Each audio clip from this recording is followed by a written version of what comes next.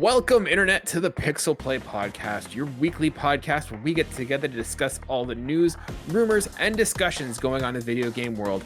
And is this another one of those doozy weeks, folks? I am one of your co-hosts, Kaylan, aka Ktastrophy, joined as always by my co-host, Adam, CSRadical. In this week's episode, we talk about Sony firing back at Microsoft with an acquisition of their own.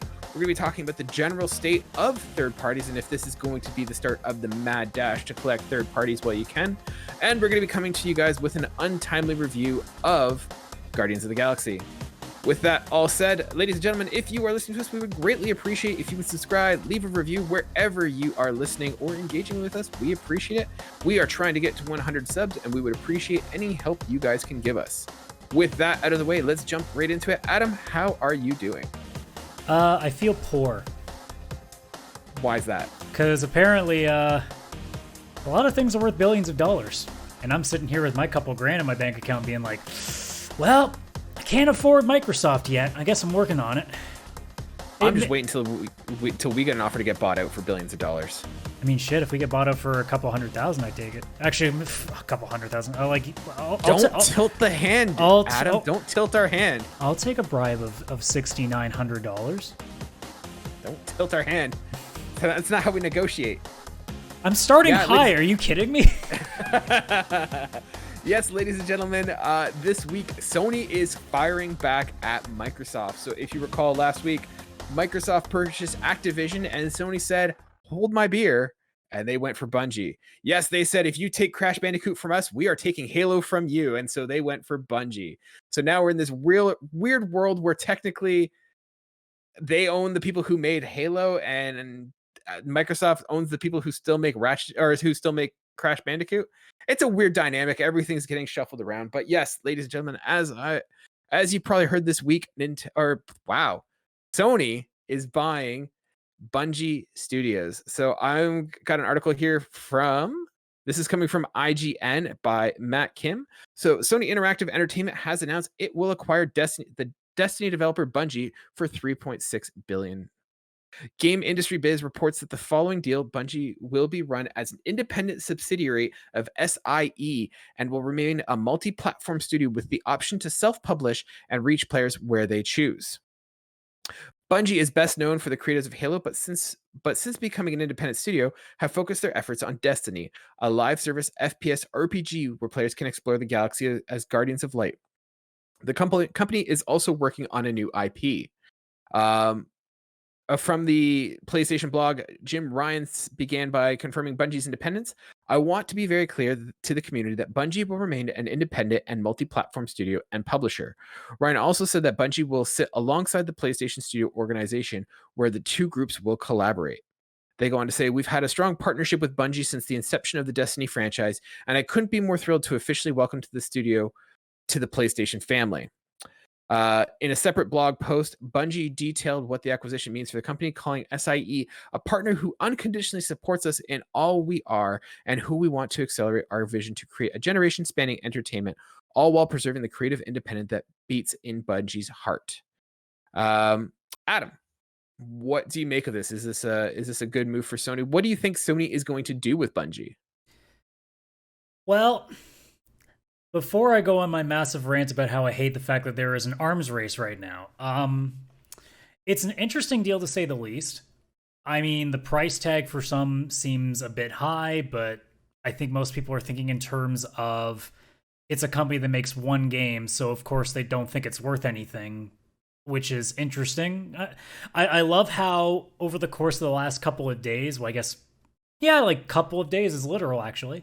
That everybody suddenly is an expert on how to value a multi-billion-dollar company. I love how everybody's like, hey, that's kind of expensive for that. And then there's a bunch of Xbox fans that are going, oh man, we got Bethesda for a steal then. And it's like, we all make thousands of dollars at our jobs and we're trying to figure what billion-dollar companies are worth. Let's take a step back here.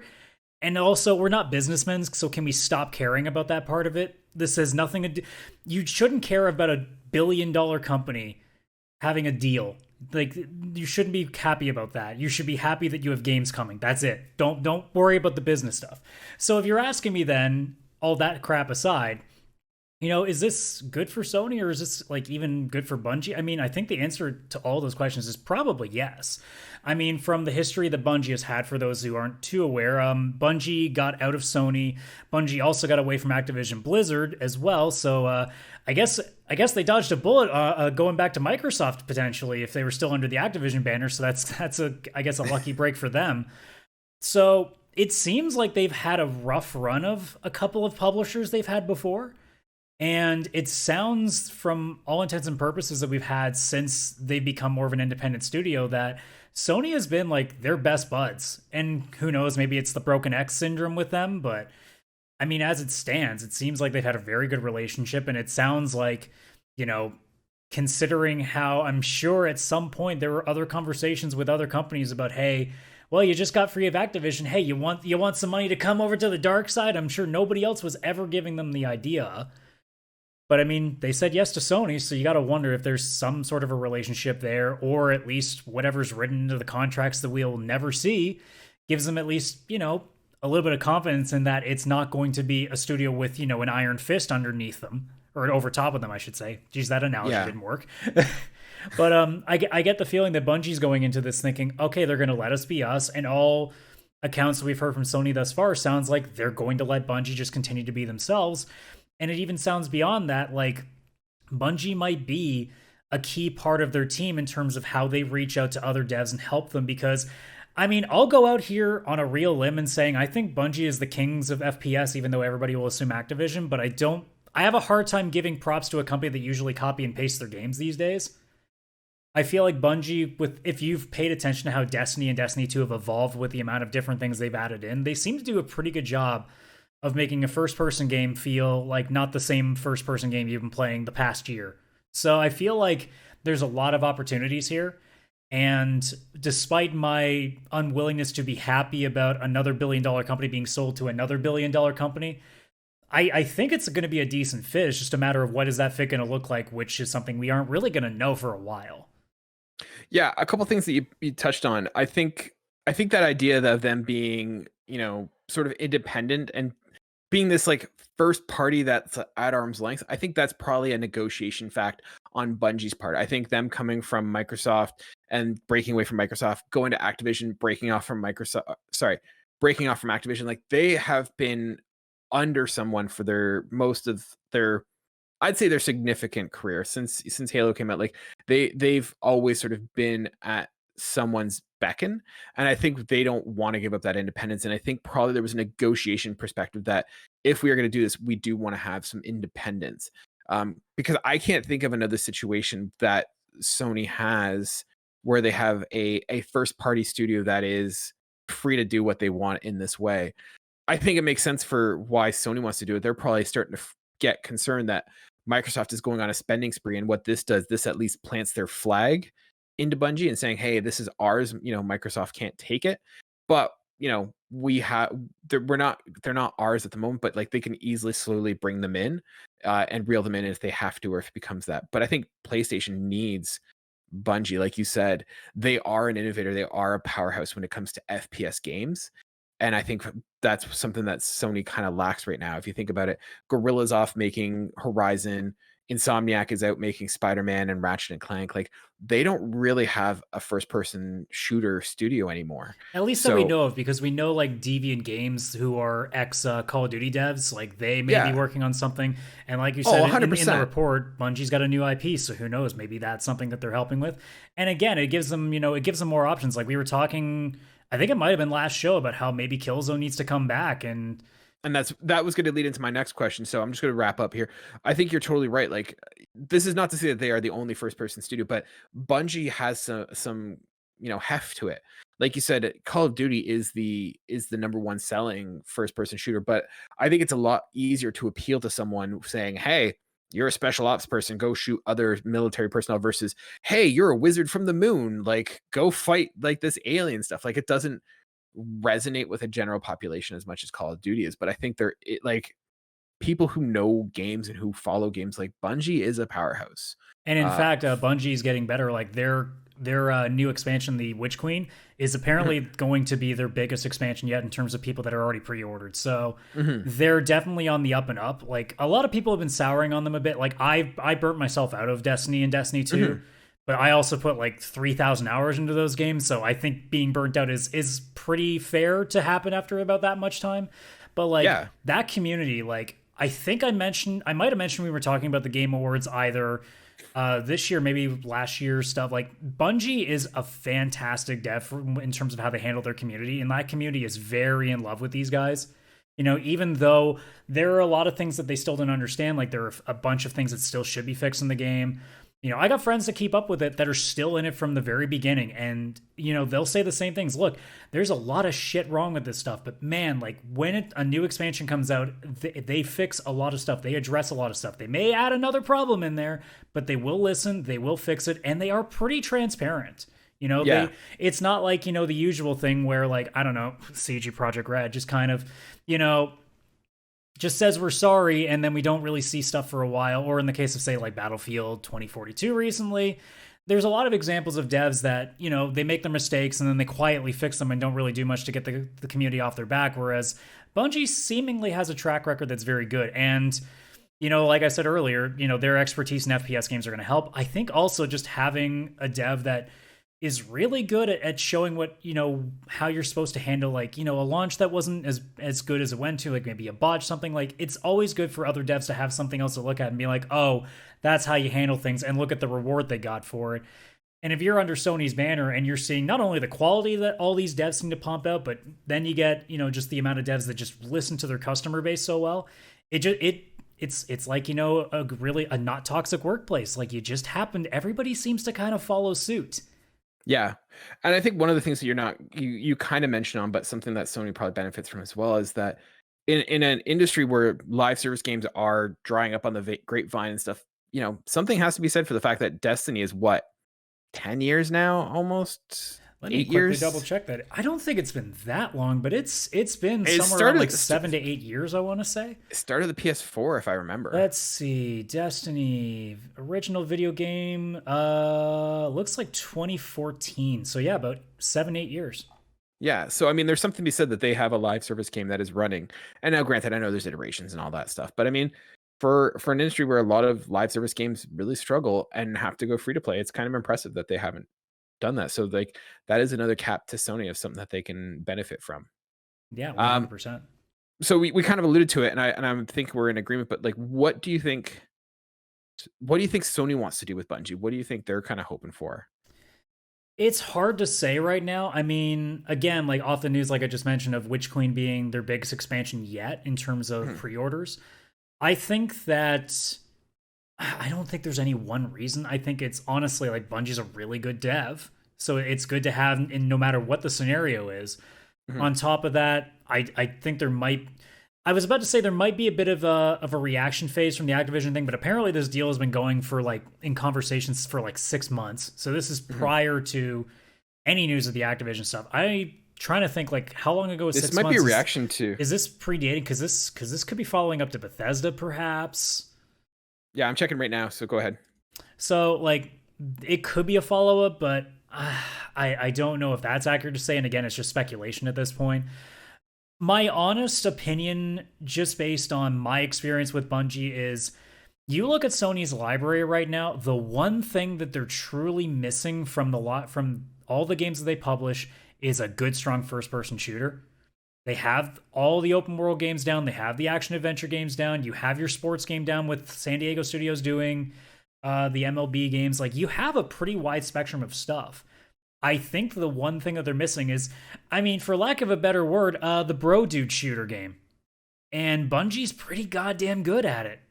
Mm-hmm. Yeah, just a heads up, it's been well over it's been almost a year since the deal closed, which was March 9th. Initial news reports came out September 21st that Microsoft was I feel old Bethesda, already. So, yeah. The time has been weird since the pandemic started. Yeah, you know.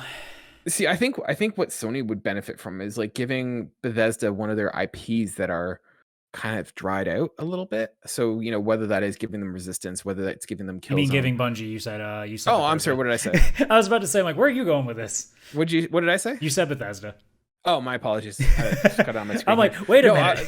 So giving Bungie like one of their old IPs to kind of revamp into a shooter, like you could go SOCOM, you could go well, I guess SOCOM's more third person, but you could use Killzone, you could use even bring Mag back. Killzone would work for them, honestly, based on what they're doing honestly, right now with Destiny. I would love to see a Killzone done by Bungie. Which would be ironic because Killzone was supposed to be the Halo killer. So I mean, if I'm going to be completely honest, I'd rather them just do something new, because I'd like to see what happens when Bungie really spreads their wings again. Because, I mean, Destiny came out of them getting to spread their wings a bit. I love to see what happens when they spread it again. Because every time they come up with something new, it's just ridiculous. Like, the first time we saw Halo, it amazed us. The first time I laid eyes on Destiny, I wanted it so bad. And I played it at launch. And granted, it was pretty rough around the edges.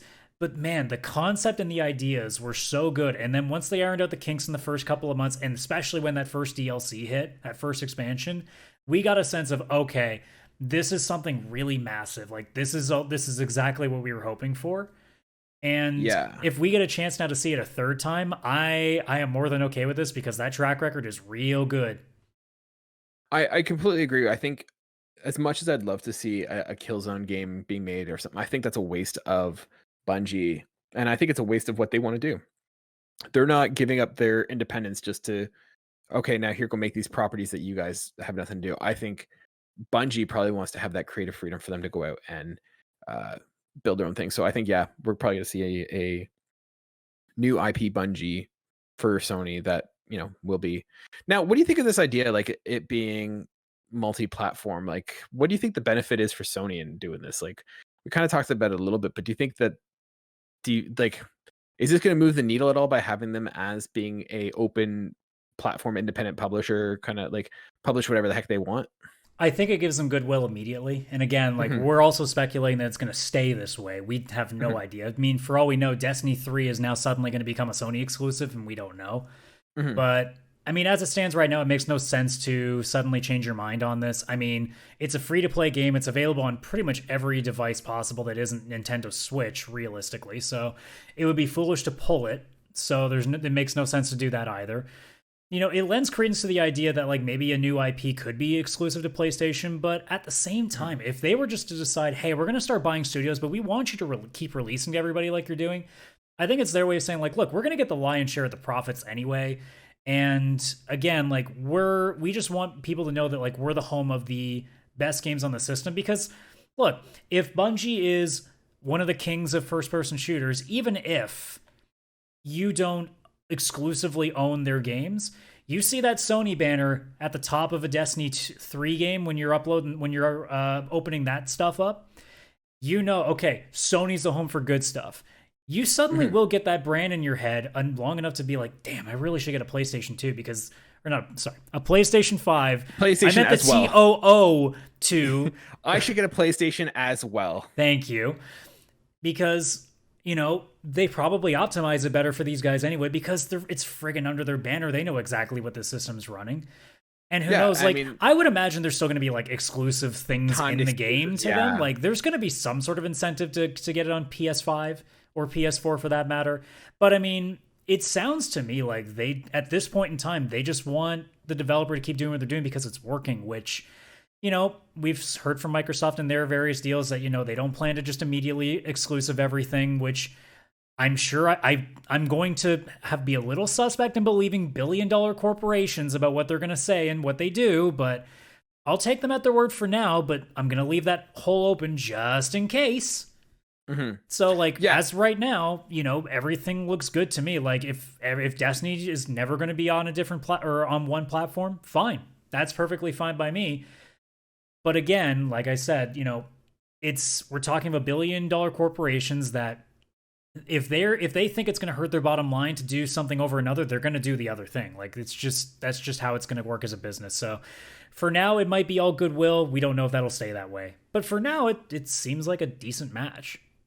Yeah, and I think there's something to be said, like we talked about. There's going to be that, timed exclusive probably. But you know what? I don't think Sony cares where they're getting their dollars from. If an Xbox player is paying them that $80 for a game because it's not on Game Pass, I don't think Sony cares. Make up the money that way. And maybe they won't care either when most people are getting a PS5 anyway because they really want to play Uncharted 5.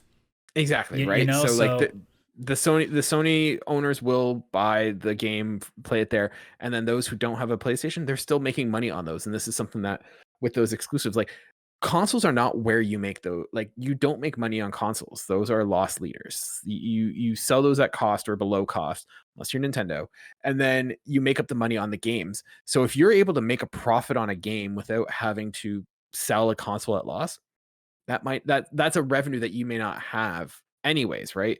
I'm not buying an Xbox at anytime soon. I just don't have the time to dedicate to two consoles. But if an Xbox game came to PlayStation, I'm not going to buy a Xbox for just one or two exclusives. But if it came to PlayStation, I might, go and buy it. And that's might be something that Sony's looking at. And to be honest, we don't know. Maybe Xbox is doing that too, where it's going to be, we're just going to use these as revenue streams for us. We're a little bit of money that we're not getting from the other consoles player base. We can now get some of it versus none of it. Yeah, it could just be a case where in both like Bethesda, they're thinking, okay, that's going to be like one of our flagships, but maybe Activision, they go, well, that's where we're going to make all our money so that we can do a couple of exclusive contracts. Like, who knows? Mm-hmm. Maybe for Sony, Bungie is going to be, okay, here's where a lot of our extra money is going to be made, just getting from every sort of device, but then we're going to pull people into our console with, say, Santa Monica and other studios. But if we get to the point where there's few, if any, and I know it's never going to be none, but if we get to the point where there is minimal third-party publishers and it's all done through first party, then there's no incentive to go one console or another, because it just gets to the point where, if I'm buying a Microsoft game on Xbox, it's not like there's this sway where you're battling for this middle ground between that you're trying to get the player base. You have your camp, they have theirs, and it doesn't matter where those games get played. And it may get to a point too that it may not even matter whether you have the console or not, because as we've discussed before, I mean, who knows? Microsoft may even be leading a direction where the console's not even the incentive anymore. Maybe, you do go with the TV stick that they might still be putting out there. And even the possibility of like, hey, like we don't really feel like spending the money on building consoles anymore. Like, hey, like Sony, you want to take our service? Like there's so many weird possibilities that they seem like pipe dreams now, but I mean, I'm sure pipe dreams that we had, like who thought 5 years ago that Bethesda, Activision, Bungie, like all these companies would be owned by basically the two big console manufacturers. You almost can't rule anything out. I mean, there's some things you can probably rule out. Like, I don't think Nintendo's going anywhere. I don't think Nintendo's going to buy anybody in these arms races. But like, there's a lot of things now that just don't seem crazy Sony and Microsoft anymore. are in the schoolyard throwing punches and like kicking and screaming with each other, and Nintendo's just picking flowers out in the schoolyard. They're doing their own thing. I want to bring in a second argument that we had because we were kind of leaning into this, but I think this is a great way to segue in. So this is a article coming from Logan Plant at IGN as well. PlayStation CEO Jim Ryan says more acquisitions are on the way following Bungie deal. So he wrote with regard to buying Sony Destiny developer for 3.6, we should expect more when it comes to further PlayStation acquisitions, according to Jim Ryan. In the full GameIndustry.biz interview with Ryan and Bungie CEO Pete Parson, which was published after Drink's tweets, Ryan said that Sony has many more moves to make, and he also talked about Sony's ambition to grow its live services and grow beyond PlayStation's historic console heartland. I've been on the record talking about increasing the size of PlayStation community and expanding beyond our historic console heartland. This can take many forms, Ryan said. We are starting to go multi-platform. You've seen that. We have an aggressive roadmap with live services and the opportunity to work with and particularly learn from the brilliant and talented people from Bungie. That is going to considerably accelerate the journey we find ourselves in. So clearly it's a situation where PlayStation is looking to, change what the roadmap is. And we talked about those live services. But I wanted to kind of expand this now and kind of talk to you about what do you think, like, are we at the beginning of an arms race of third-party consoles? Sony's talking that they have more things planned. We've got Jeff Keighley on Twitter saying that he's heard that from multiple people. There are a few other big video game deals in the final stages of negotiations. It's going to be an interesting year. Heck, even EA in their financials said that they're looking to do more. They're open to doing more acquisitions. So this is coming from MP First, according to Alex Coe. We're not ready to give, and this is coming from their chief financial officer, Blake Jorgensen. He wrote, "We're not ready to give guidance, which we normally don't do at this time of year, but we did give hints. The key to driving growth are obviously core portfolio, things like FIFA and live services associated with it, Madden, hockey and other sports. Apex Legends obviously continue to evolve and show amazing growth. We will have an Apex Legend mobile game in the market, and we don't know when that'll be." And he's just talking here, Need for Speed games, and there are 3 other more things that are announced. But as you can imagine, we are always trying to find new ways to grow the portfolio year over year through new titles, new IP, and expansions, as well acquisitions, which right now we are in the digest mode. But it doesn't mean we won't keep looking at everything going forward. So, Adam, is this the start of a arms race or, mad scramble to pick up all of the third parties that are existing? Do you think that this is the start, or is this going to get towards the end? I don't know if it means all of them, but I think we're in a bit of a mini gold rush at this point. Mm-hmm. I mean, we've already seen 2 major sales from Microsoft's perspective, and Sony's now done 1, and it sounds like there's another coming. I mean, there's no buts about it. This has never really happened before to like this degree. So yeah, the answer is yes, but the question really is, okay, how much more? And I mean, as we understand it, the FTC is looking into the Activision acquisition right now. So Microsoft's kind of put on a hold regardless of whether they want to or not now. That's let's be honest, that's probably more of a formality than anything. Oh yeah, else. But I mean, it is like a major company. Like, we didn't hear this happening with the Bethesda one, so you would argue that this one's definitely a bigger deal. Yeah, I think. I mean, again, it was almost $70 billion, so I think it would be. Yeah, it's a little bit more on their radar.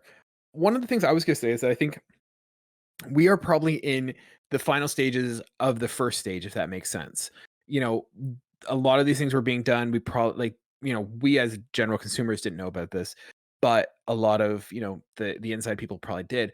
But what's happening is that you are having these companies that, like you said, were in sort of an unprecedented gobbling up of third-party studios. That what happens is that each time these studios get bought, that raises the benchmark. So now that the benchmark has been set, that Activision was worth 70 billion, Ubisoft is going to now be worth more in terms of like how much they're willing to hold out to sell for. So I think with each sale, it gets more and more pricey. And as there's fewer and fewer publishers and developers on the market, the price goes up as well, that it'll get to a point where it is not worthwhile to do. But I think we're going to be in, like, for the next little while, we're going to be hearing of these deals that have been finalizing.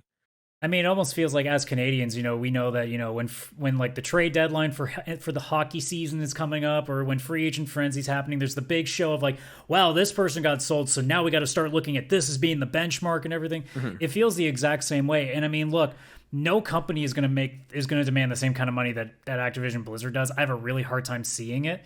I mean, maybe EA's got a chance of like getting some sort of like heavy value, but like, I don't think we're going to be sitting here and looking at another $50 billion deal again. I think what we saw with Activision Blizzard was a bit of an anomaly.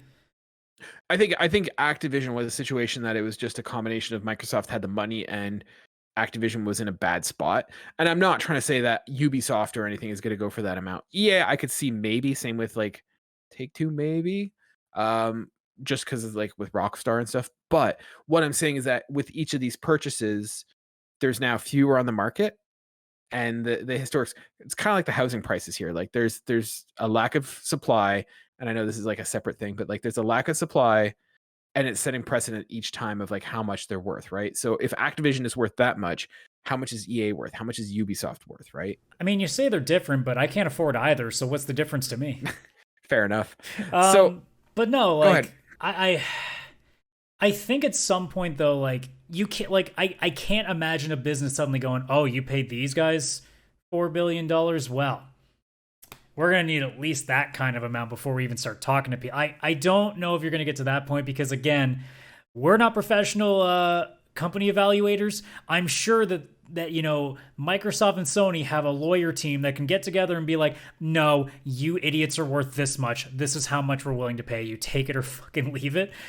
I'm sure there's going to be something in there that's going to like, it's not going to be like okay, we're gonna offer you this much more than like I can't imagine there's gonna be a point where like Microsoft and Sony are having a bidding war over Square Enix or anything, like it's gonna get to a point where it's like, well, you guys are only worth this much. We're not giving you 15 million or $15 billion. Like, come on.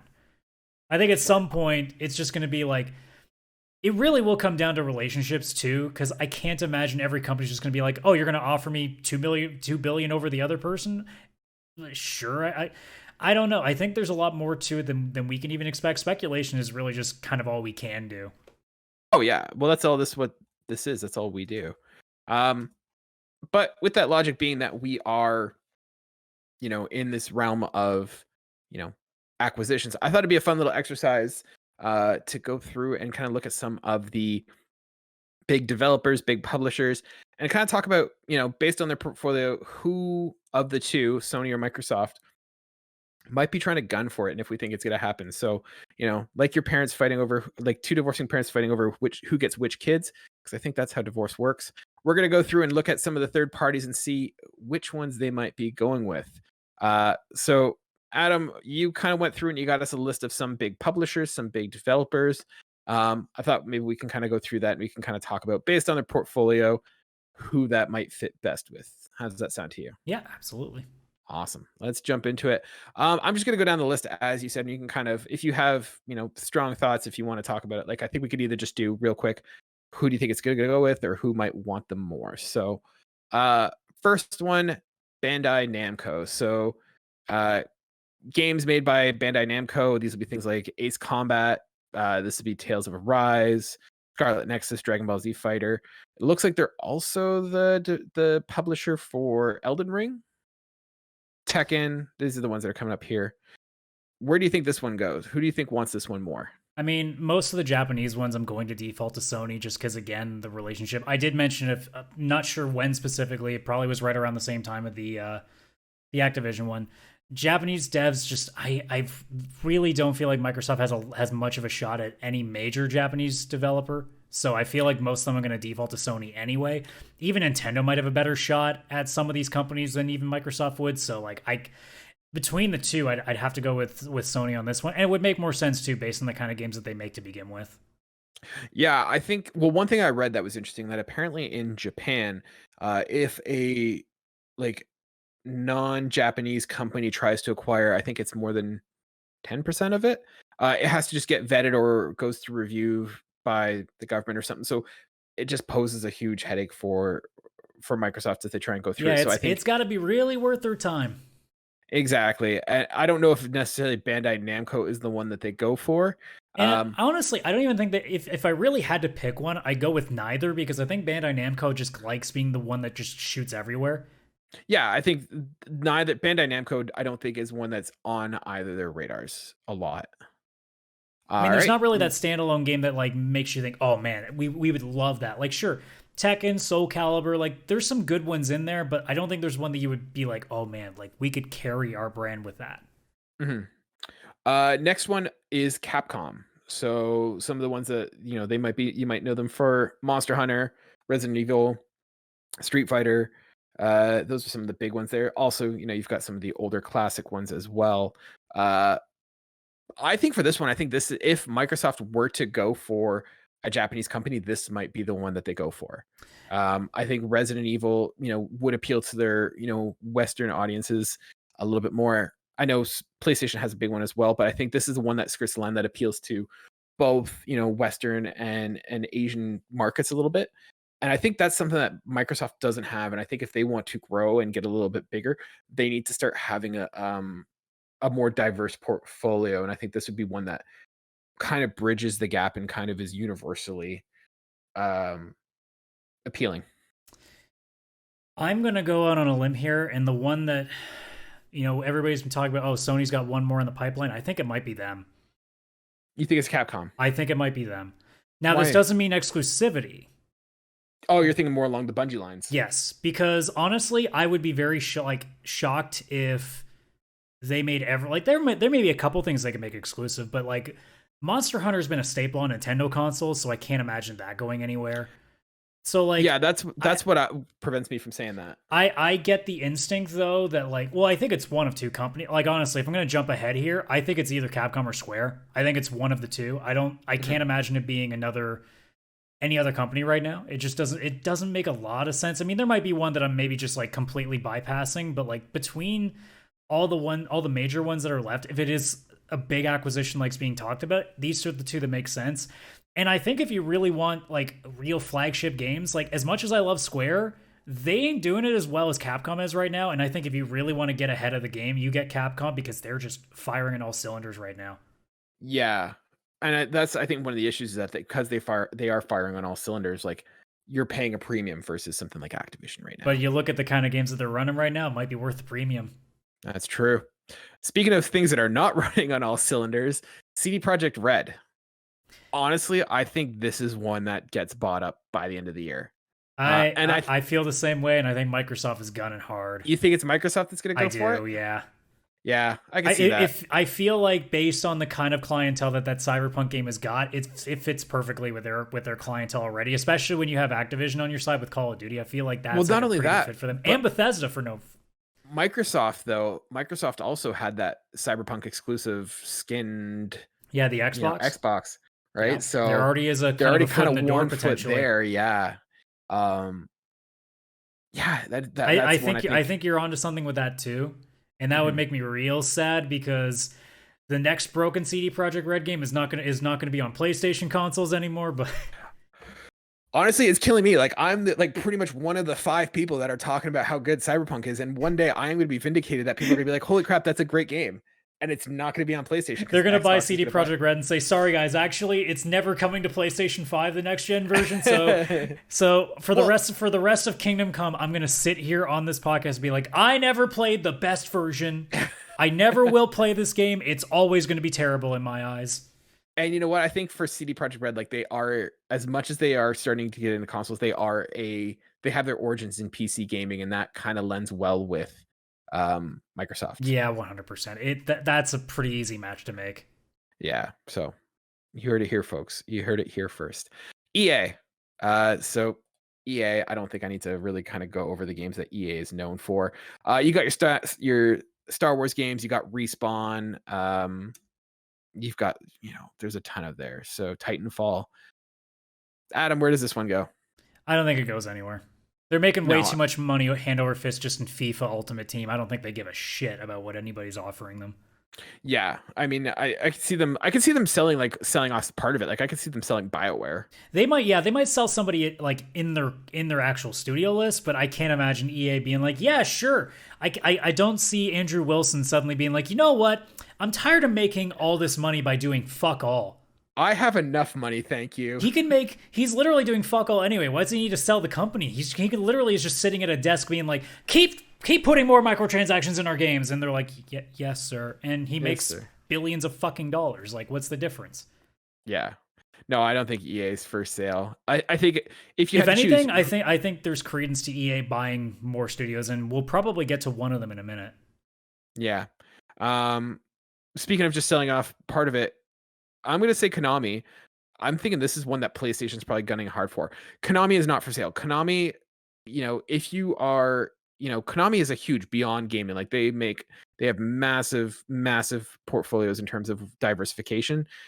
Sure, they don't make a lot of games anymore. They make the pachinko games, but I think if Konami was going to sell, they are going to sell the rights and the IP that they have. That's what I was just gonna say. Like, if anything, they're gonna buy the rights to their IP. I think. I could just imagine Sony just frothing at the mouth to just purchase the Metal Gear franchise, like, and just hand it over to their studios that have been remaking games anyway, and be like, do it now. We need this Metal Gear 1 and 2 remake.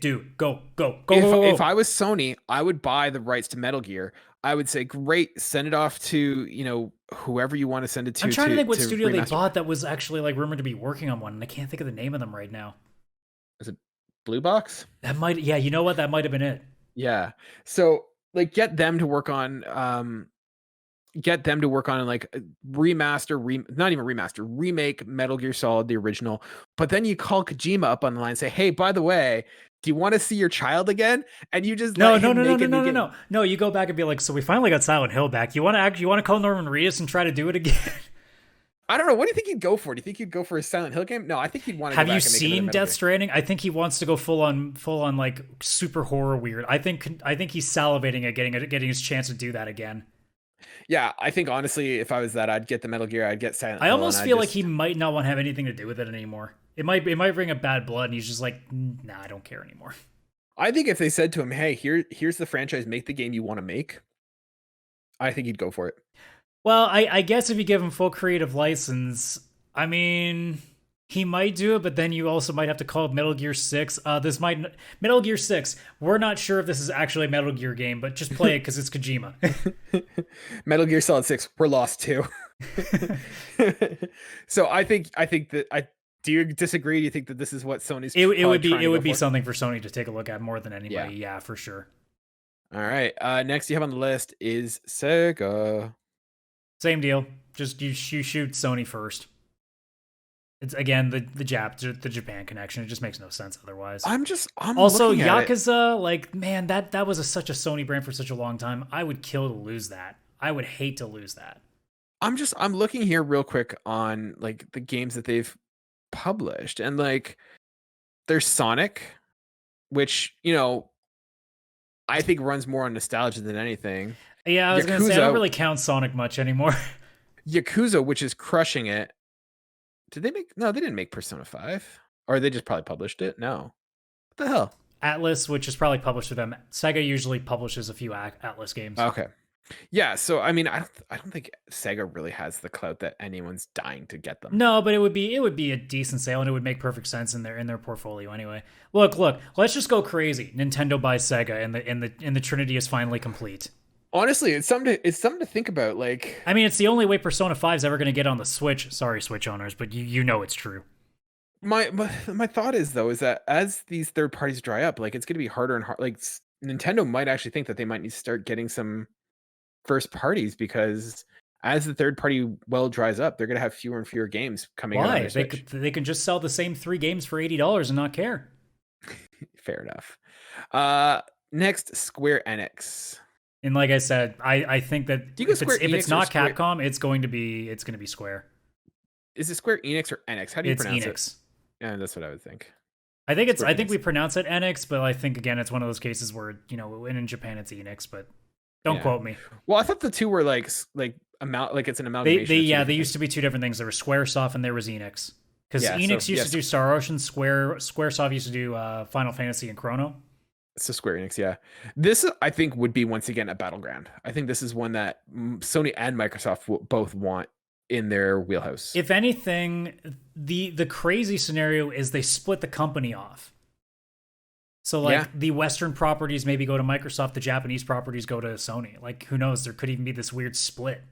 Yeah. Where like the Japan teams like, for all we know, Square Enix, they take the Western developers and it just becomes some other name, and then Square Enix, the actual like what we remember them for, which is Final Fantasy specifically, stays with like Quest. Sony and Dragon Quest. Like the Japan division just ends up getting split. Like, who knows? There's so many weird avenues with this company too, because they really do like make every kind of game that there is in some aspect, because they're all over the world. Like, they're a truly worldwide company. They are. Yeah, I think people underestimate how big and how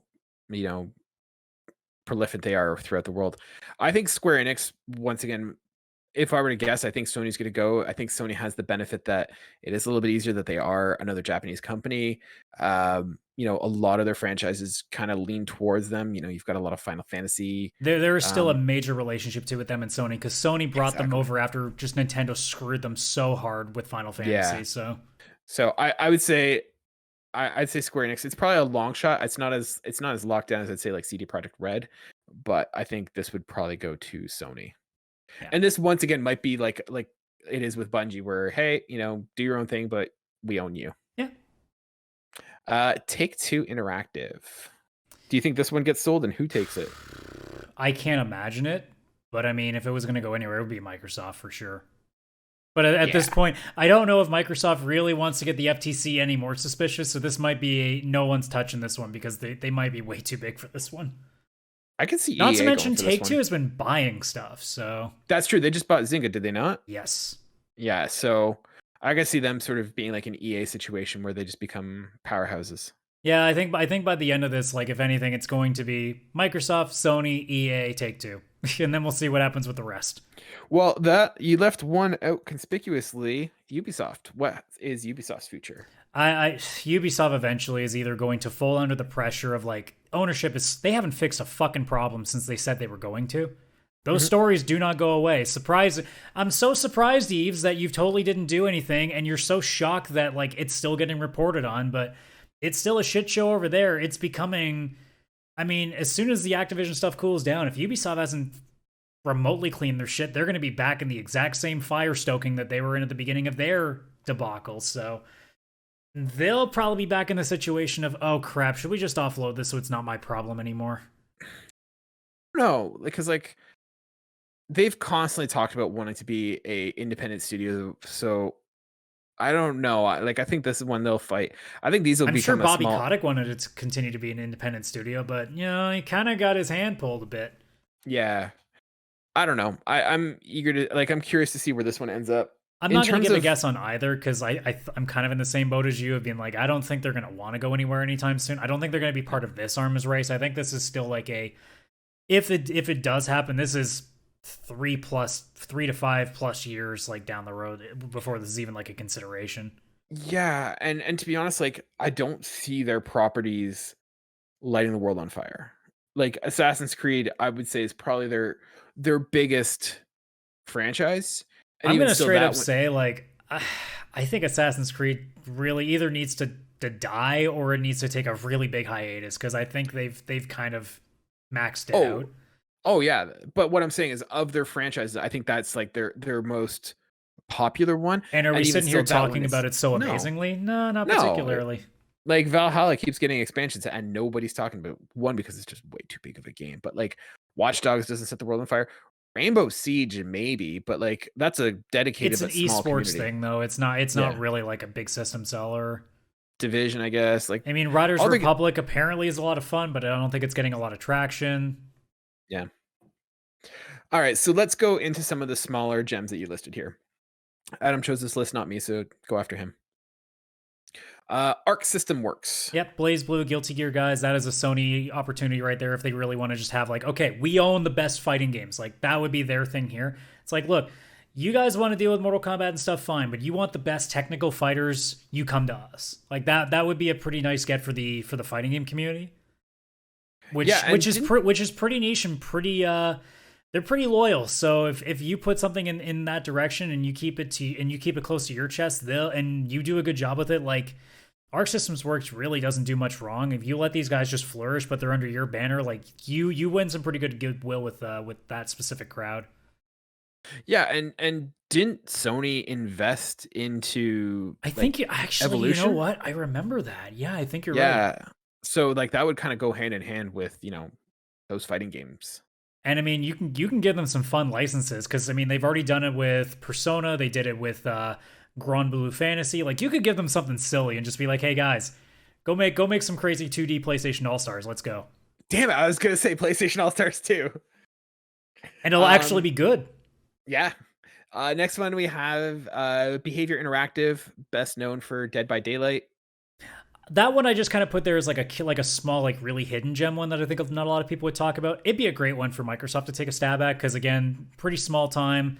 It's a pretty good one to sit there on Game Pass and just have it like here. This is always going to be on Game Pass, so it's free to play. You go, you get your booster packs, or you do your microtransactions there, and it's a pretty fun little multiplayer game. And who knows what they can do with their next property? I think that was just like a small one that I kind of threw in there, just be like, hey. This could be a nice little pickup for next to nothing. Yeah. I agree with you. Next, I mean, Jackbox Games. I thought that like when I forgot that these guys were even a thing because you don't think about it because they're not truly like game makers. But like, man, I'm not gonna lie, if that was on Game Pass, I'd be so happy. That's a really cool thing to have sitting on Game Pass.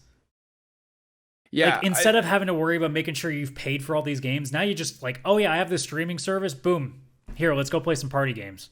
Yeah, I think it makes sense for Microsoft, but at the same point, it probably makes more sense for them to just be available everywhere anyway. Well, not only that, but like, does it move the needle? Is anyone gonna be like, oh hell yeah, like Jackbox, like let's go? The other thing too, is it really that unique of a system? And I'm not knocking Jackbox. Like, it's pretty easy to kind of like just get a developer and be like, hey, make a I mean, people video have game tried, but building. nobody's done what they've done. Sony, I think Sony had a couple of attempts at doing those kind of games. Like there was That's You, and there Oh, was That's another You one. is dope, man. Did you ever play that game? Yeah, but does nobody even remember what it is? Not really. That is a staple at my family. There's a game together. that I got that I actually really like called Use Your Words. Mm-hmm. Nobody knows what that is anymore. Like Jackbox is the one that everybody knows of. So I mean, it's something there just to have as like a fun little bonus thing. But like again, I just put it there because I thought it was an interesting one. But there's some of these that I put on this list that I'm like, it's probably not really anything either's going to look at. But hey, it'd be an interesting one. I should have vetted this list more before we started talking about this. This is all just full of like your JRPG. It is stuff. okay. The next one is specifically for me. Okay, you can complain all you want. Nihon Falcom, The Legend of Heroes, The Trails of Cold Steel, guys. Look, I just want it to be guaranteed on my console. That's all I want. That's why it's on my list. Fair enough. I'll let you have that one.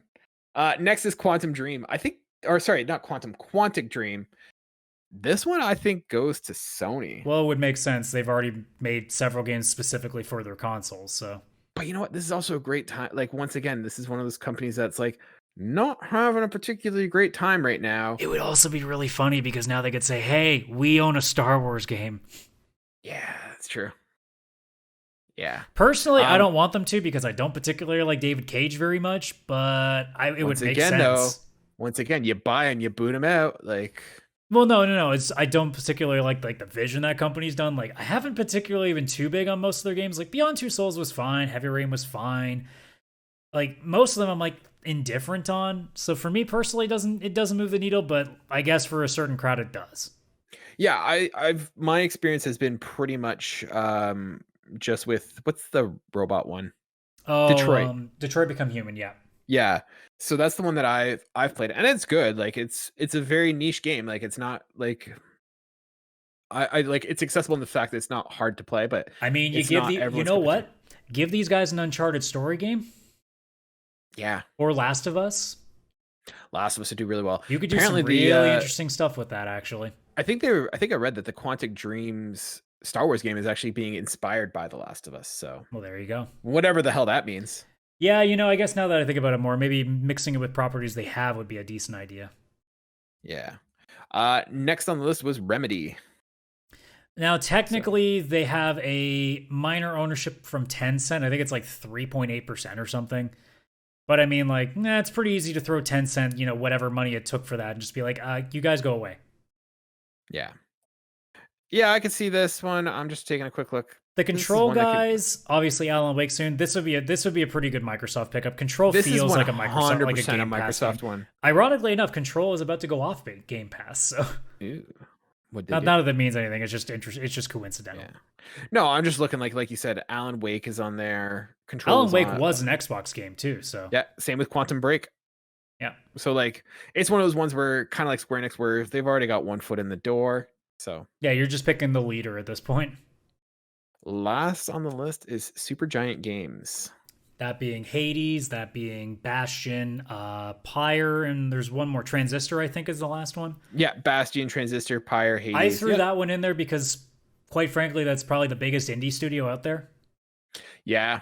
We didn't have Devolver. Where's Devolver on this list? I didn't put Devolver in there because I don't think Devolver would, because Devolver seems to just be like, they're the indie, like, EA, I guess, is the weird way, I guess, of putting them. Like, they're the indie EA.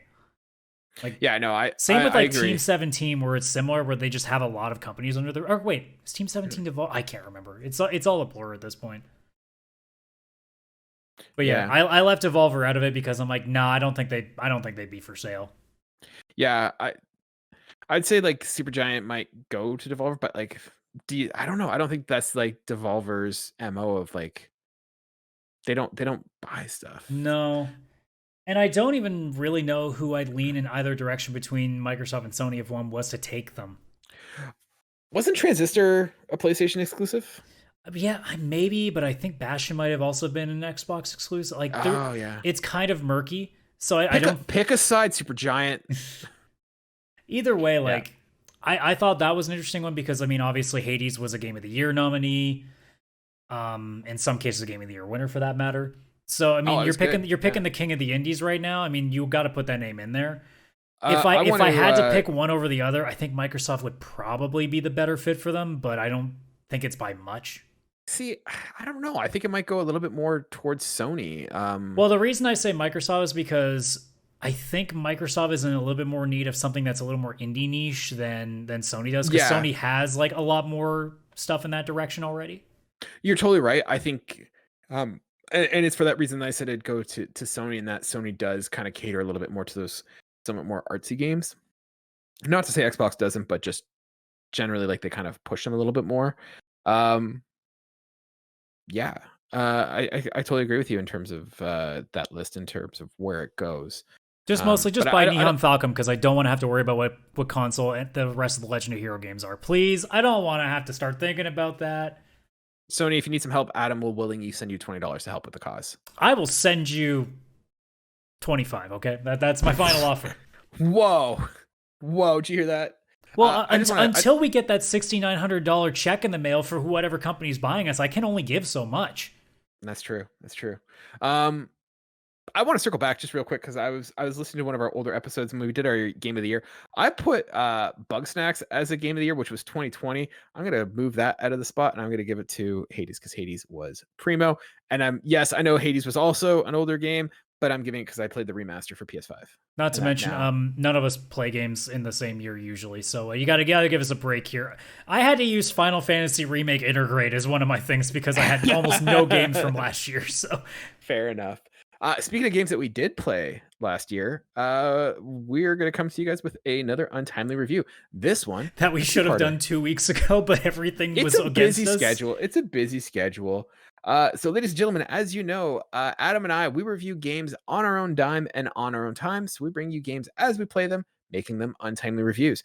Like I said, this one's a two-parter in the sense that Adam and I actually played a game at the same time and that we both completed and finished relatively in the same period of time as well. So we could both kind of give you a review on that. And that is going to be for Guardians of the Galaxy. Adam, do we want to do the spoilers? No, we don't do spoilers on this, right? Okay, no, cool. we avoid that stuff. Also, the game's way too new for that. Yeah, so let's kind of just throw it out there real quick. What do you think of the game overall? Yes, like good, bad, overall. What do you think? Well, if we were doing our top 3 or top 5 or whatever we did, it would definitely be in there of all the games that I played. Like if I had finished this game just before that we did that show, because it didn't take much longer after we recorded that episode that I finished it. Mm-hmm. Actually, I'm trying to think. I might have finished this game literally at the beginning of this year. So yeah, I think you was. Yeah, I think you finished over Christmas. Yeah, like that was like my big holiday thing when I had so much time off. Yeah, I loved a lot about this game. And I knew going in, like I really liked the feel of it. I thought they nailed the vibe that Guardians of the Galaxy has always had. It was very lighthearted. It got serious when it needed to, but like the game really just felt like a fun, like just run through a story. It didn't feel like, okay, well, here's the part where it gets really boring, or here's the part where you're just going through and collecting stuff and trying to do all this running around to get certain things done. This was just, okay, here's this level. Okay, here's this level. Okay, here's some story in between that level. Time for the next one. Like it was a very linear run. There wasn't like some crazy open world element to it. It just did a great job of being like, I guess like sort of space Uncharted in a way. Yeah, for me, I'm going to put it as it's a good budget game kind of thing. I'm going to say it's okay with an asterisk. So we can kind of get into this a little bit more, but I was a little bit on the opposite. I felt that it was lackluster in terms of, the gameplay and stuff. It got very repetitive, very formulaic. 100%. I'll say straight up, the gameplay was like C at best, but the story was what carried it for me. So we'll get into that in a second. But yeah, for me, it's just there are certain aspects that carried it that made it really good, and I really like it. But there are also aspects that if it didn't have that one or two key points, would have just made this a mediocre game at best. And so for me, and we can kind of get into it, let's kind of quickly talk about we'll start first with like the characters and stuff. So for me, I loved the characters. I really liked the banter. I liked the communication between the team. I really liked the design of the characters. Like for the most part, like I'm not a big fan of Dave Bautista as what the heck? Oh my, Drax. Drax, yeah. And those kind of, and for me, like Gamora was kind of lame in the movies, but like in this one, I actually really liked them. I never changed the character skins. I really liked it. I liked the banter. I felt at some points like Rocket became a bit too much of a jerk. Like I was like, come on, like he got a little annoying. But for the most part, I love the banter. I love the dialogue. I like the writing in there. And I think that is the best part of the game and kind of elevates it that I would recommend someone to play it. What about you? Yeah, I would probably agree that Gamora I thought was really good in this. I think Drax between like the film and the game are probably about even for me for different reasons. Mm-hmm. I mean, Groot, you can't really say anything in general because again, it's 3 lines of dialogue. It's not much to do. Mm-hmm. I like Star-Lord a bit in this, but I still would put Chris Pratt above that. And then as for Rocket, yeah, I kind of agree with the two that they made Rocket a bit too much of an asshole. Like, and I know that's kind of his character, but at some point too, he's usually, you got to give him those redeeming moments to kind of bring it back. I mean, they did sort of towards the end, but it didn't feel nearly as good. It felt more like a spiteful one. Well, it was a constant, right? I think one of the things that the movie does really well is that he's a jerk, he's a dick, but then he has moments where he's funny. He's like, you like him. There's a long stretch of this where he's just a dick and nothing. It doesn't get better. He doesn't redeem himself at all. I would say that he was generally like one of the weaker characters, just in the sense of just the pacing of how they did his personality. I thought that Star-Lord was good, but yeah, Chris Pratt just steals. We're burying the lead though. The clear winner of this game was Mantis. Mantis is so funny in this game. Right. I really liked Mantis in this game as well. After playing this game, I went, okay, I still like Mantis in the movies, but oh, this Mantis is so good. No, I prefer this Mantis. Yeah, that's what I mean. Like, man, I do like the film one, but oh my god, she absolutely kills it in this game. I was sitting there being like, man, now I want like a second game of this with her permanently in the party because it's so fun. Or the other, we're not gonna spoil it, but the other Guardian of the Galaxy, just peak performance, the one that you get at the very beginning. Yes. Yeah, just essential now to the whole crew. Yeah, I like. Actually, well, there's technically 2 I could pull in now because there's another character that's specifically from this game that I really liked a lot and think they can do a lot with her now that the first game is in the books. So yeah, that's true. I think there's some real good things, and like I said, the story was very well told, and well, again, like the camaraderie, like it really did feel like a Marvel film in a game because like there's a lot of banter, there's a lot of jokes, there's a lot of referencing here and there. You know, it did get serious when it needed to. There was some sad moments in there. And then there's also the moments where like it's just crazy action, lots of set pieces. Like I feel like they did pretty much like the best job you could in terms of how they presented a story and how they presented like the set pieces in a video game that they could from like an MCU kind of setback. But like we said, the gameplay definitely. Sorry, before we get into the gameplay, I'm going to stick with the story just because I had a different opinion in terms of the story. For me, like I felt the story was kind of, it was okay. Like towards the end, I stopped caring. I didn't really. It had that same sort of Marvel, trope kind of feel to it, and it kind of. I felt like it wasn't super enthralling in terms of. Well, you are the person sort of burnt out in the movie, so that's not surprising. 100%. Yeah, take that as you will. Like I am currently rewatching all the movies in the TV series, so I am still in that like, oh, this is still so good. So awesome. So to me, it worked out perfectly, and like. Even some of like the really minor stories that they brought into, like the big dragon that you fight, Fing Fang Foom, like that little bit that they like, it was constantly referenced throughout the game. That's not a spoiler, like it's lore in Guardians of the Galaxy. It's not like that shocking that Fing Fang Foom would be in there, but like almost feeling like this thing that you were eventually going to get to, and you finally get to that point as the game progresses. And even just that little section is so well done. Like I thought they did a really good job of setting it up rather than it just being like, oh, this thing shows up. No, it's like it led to it for a while. You really worked your way to of it. Just like as you're going, like as you're getting to that point, like is great. One character that we didn't talk about, going back to the character banter, and I guess this really is the story, was Cosmo. Cosmo was hilarious in this game. And I literally just finished Guardians of the Galaxy a couple days ago, and Cosmo is sort of in the movie. And the second I saw him, I'm like, no, I need dialogue. Don't just show me dog. Yeah, no, Cosmo plays a significant role in this game, and he just He is best boy. steals the show. Yeah, Sorry, he is best boy. he is best boy. He is best boy. Yeah, it's great. Honestly, he's one of the best parts of that game. The one I want to make a small complaint. Mhm. The costumes suck. You think so? Yeah, I pretty much ended up sticking with either the film outfits, because there's like maybe 10 outfits. I either did the film ones or the originals. Like, I really didn't attach to much else. Yeah, I sorry. I thought you meant like the original designs. I like the original designs. But Oh, yeah, I never I'm even with you. touched Star-Lord. Like, the jacket that he has at the start, I'm like, nope, this is perfect. I love it. Oh yeah, I'm not it's even touching better him. than the movie, I think. Yes, 100%. Yeah. Getting into the meat and potatoes of it, because what you're going to be doing here is playing a video game gameplay. Where'd you fall on this? You know how, like, everybody says, man, Life is Strange would be really good if it just had, like, a little bit more involving gameplay? Yeah, this is what this is, and it kind of shows you why if you're gonna do a game that has a lot of story and an emphasis on that, stick to that. And if you're gonna have a game that's like a lot more on gameplay, maybe concentrate a little bit more on that. Cause I should not play a game on the story difficulty and still get mad at the gameplay because its mechanics are not making that much sense. Yeah.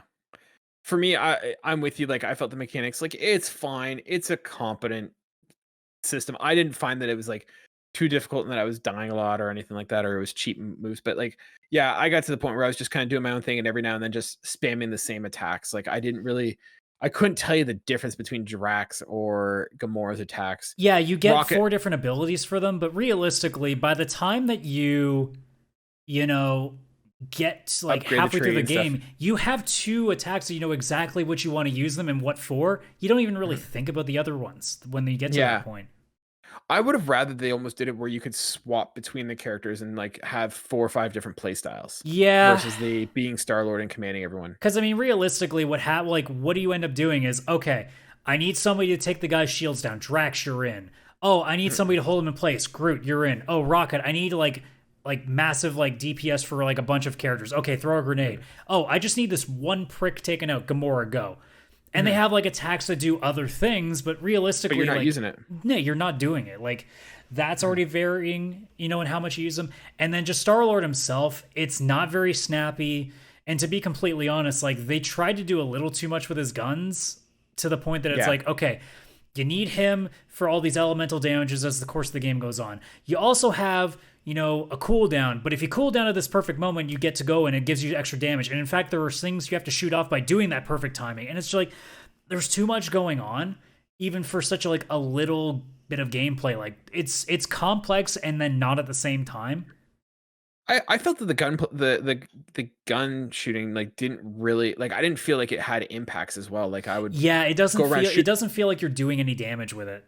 Yeah, like you're kind of like almost having to do one full unload onto a guy to kill him or 1.5. It feels And more it's like, I mean, I guess Star-Lord really isn't like supposed to be the most powerful character in the group, but it really does feel like you're like a schmuck with a Nerf gun and everybody else is doing the actual work. Because most of the damage you do in the game is going to come from, you know, your party members.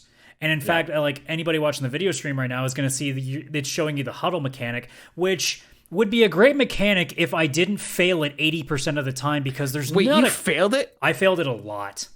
Really? Yes. See, I had the opposite effect. I was just like, I felt like, yeah, this was just obvious, like what the choices were. To me, it was one of those things where it's like, man, I'd rather they just did a speech. Because, like, See, to me, it felt like there was a 50-50 chance of you getting a bonus for everybody or just a bonus for yourself. And I felt like that just wasn't great. Because, look, it might have been obvious for you, but the fact that it wasn't obvious for me tells me that they didn't do the best job of clarifying. Yeah.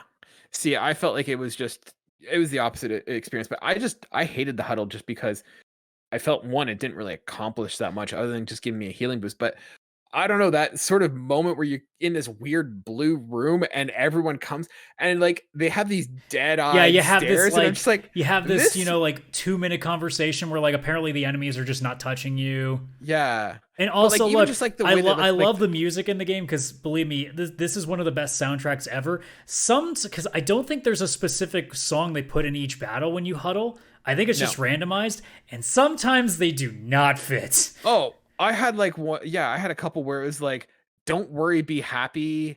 I had that in the final boss. It was weird. Yeah, like right? It does like, and I kind of get the gimmick. It's supposed to be like, Look, I who wish knows you what could you're gonna get. choose, because then I would just Rick Astley every single one. I got Rick Astley at one point too, so like, But in all honesty, if they were gonna pick a random song to go in these, I'd rather they just take a couple of the Star-Lord songs. Because by the way, that is the best thing about this game. That right? band that they made up, I've listened to that band way too much since I finished this game. Star-Lord is such a good band now. I could break out my guitar right now and play Ghost for you guys. Right? I was gonna wrap up on the gameplay. Like, yeah, the huddle kind of sucks, and it like at one point I got like the jitterbug, and it just does take you out of that thing where you're like having this epic moment. You're like, yeah, let's get out, let's get some awesome music. And like I at one point had like Motley Crue Kickstart My Heart. I had like Iron Maiden. I'm like, hell yeah, this feels awesome. And then sometimes it's like, yeah, the jitterbug. The plane, like the dogfight one, and When Eagles Dare is playing. Yes, so good. Right? I legit, like, as soon as I started playing it, I paused, messaged my girlfriend, and said, I think I just played the best dogfight like level ever in a video game, because they put Maiden next to it. Other than the dogfight mechanics suck. Yeah, but I don't care, because Maiden was playing. I didn't pay attention to it. I was too busy shooting stuff down with Bruce Dickinson just screaming into my ears. It was great. Right? I'm with you. And that's going back. Yeah, the soundtrack is, with the exception of some weird choices and like timing and stuff, I think that was an issue, but amazing soundtrack. And so if you guys don't know, I looked this up because I was like, are these guys like a real band? And no, apparently they just got some guys together and said, hey, can you make a fake band and make a fake album? And it was awesome. I legitimately, they're all the first bangers. There's not a bad song on this album. I legitimately, for the first little while, like, because there's that one point you're like in your room listening to it, I just chilled out and I just listened. I think 4 songs in before I finally went up. I had the sleeve, like I had the album sleeve there, and I was just reading the lyrics as it was going. I'm like, I have never done this in a video game. It is so good. Yeah, it was incredible. I'll even pull up that scene in the video version just because we're talking about it so much now, and I feel like I need to show it anyway. Just the amount of licensing that they got for this, like I can't imagine what the legal team had to go through, but it's amazing the amount of like music and references, and that's one of the best parts. So overall for me, like I'd say this game came out and then it deeply got discounted to I think like $30 here in Canada. And I feel like that $30-$40 price range is that sweet spot. This is not a bad game. I love the fact that it didn't cost me that much. Yep. Yeah. This is I think like that's a sweet spot for this game. This is not a bad game. This is a game that has some really good dialogue, some really good writing, and some really good elements, but it also has it's a thing of highs and lows. The stuff it does really well, and the stuff it doesn't do well, you really feel it. And I think, if you're interested in this game, going in at a $30 price point is probably that sweet spot for me. So for me, I'd give this game a solid 7.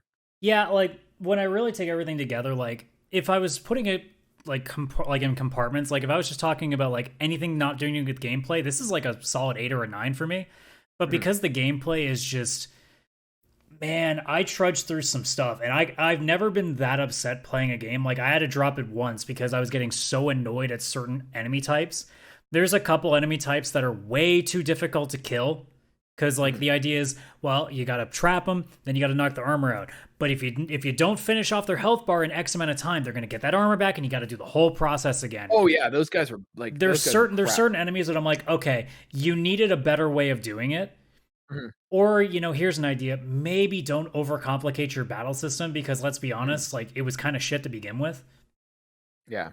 But like for me, if I put all that stuff together, like it's a really solid 7, like you said. Like it's definitely like I would still put it higher on my top like X list because I love it, but as a critical eye, it's a 7. But like the non-critical eye puts it at like a 9. I love the game for what it was, but like if I actually sit down and tell you like, no, there's way too many things that I can pick at to make it anything less than like or anything more than a 7, I think. One thing that I didn't mention that I kind of feel like I should is the optimization of this game, and I feel like this game was poorly optimized. I had several times where like I'd get stuck and I'd have to stop and replay, like repeat or restart. I had a bunch of times where like the game crashed or didn't move on to the next section. So like it was a little buggy for me. And then I was playing on performance mode. So the 60, I think it's like 60 FPS, like target or whatever. Mm-hmm. And I'm like, this game feels janky as it is, like with going into performance mode. So I'm like, is it set up? And it was. And I'm like, okay, well, what does it look like if I go into like resolution or ray tracing?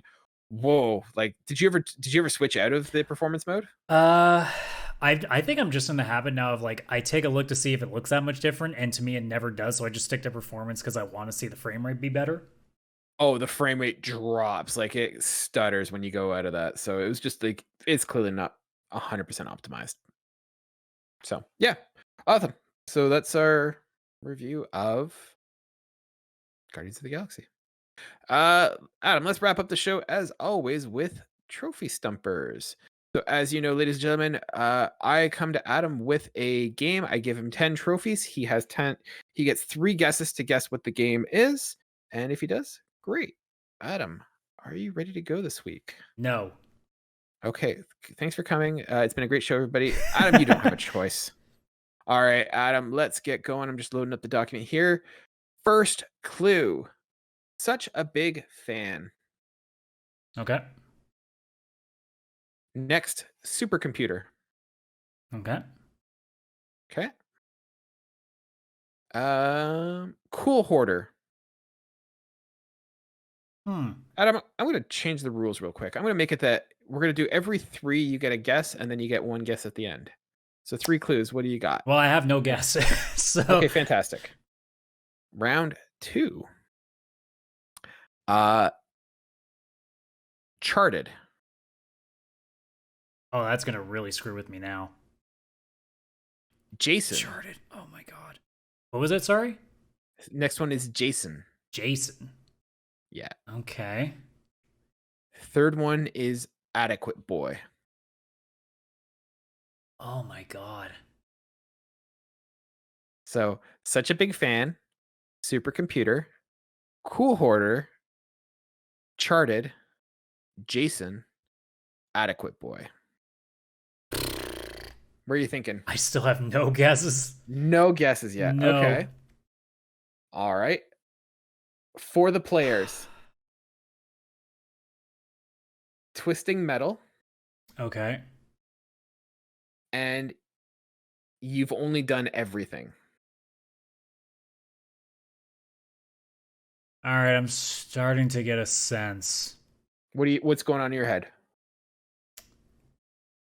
I want that last trophy. I don't have a guess, but if the one more trophy gives me a connection, then I can definitely hammer it, or else it's going to be the only guess I have anyway, so I might as well wait for the last one. Greatness Awaits. Okay. Now that you said Charted and one other one that I've already forgotten that definitely reminded me of Twisted Metal. No, now I remember. So the Charted and the Twisted Metal or whatever one. Mm-hmm. I'm starting to get a sense here that this is like a kind of homage, sort of. Okay. So let me repeat the clues for you. Such a big fan. And I'm just going to go down the order I have. So such a big fan. Supercomputer. Cool hoarder.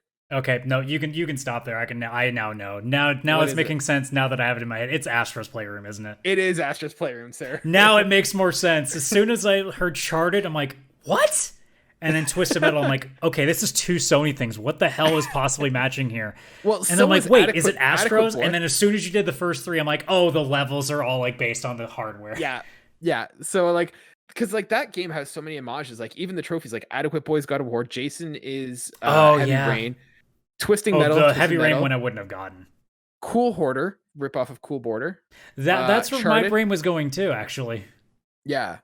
There's a whole bunch of them. That's a fantastic game. Yeah. And such a fun platinum. It is a must play if you own a PS5. In fact, it almost has to be because it's literally staring at you in the face when you open it. I think that is still the best Sony PS5 exclusive. Like if I said like you got your brand new PlayStation, what should you start with? Astra's Playroom is what to start with. All right, let's test that list of PS5 exclusives right now. Let's see what we can throw in there. Between everything on that list, ooh, that is.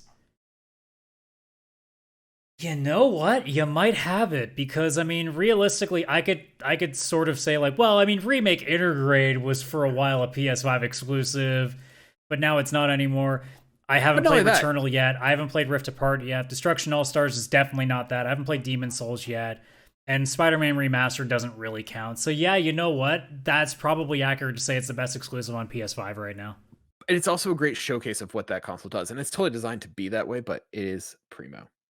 So, all right. Well, we're going to wrap it up there. Ladies and gentlemen, if you guys have been enjoying the show, we greatly appreciate it. If it's your first time watching, thank you so much. We hope it was good for you. Certainly good for us. If you are one of our regulars, thank you so much for sticking around. Hey, if you made it this far into the video, why don't you like or subscribe? If you're listening to us on a podcast, leave us a review. We would greatly appreciate that.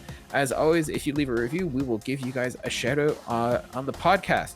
If you want to be part of the conversation, like so many of our fans are, you could join us on our Discord. You can reach out to us on social media by searching pixelplaycast.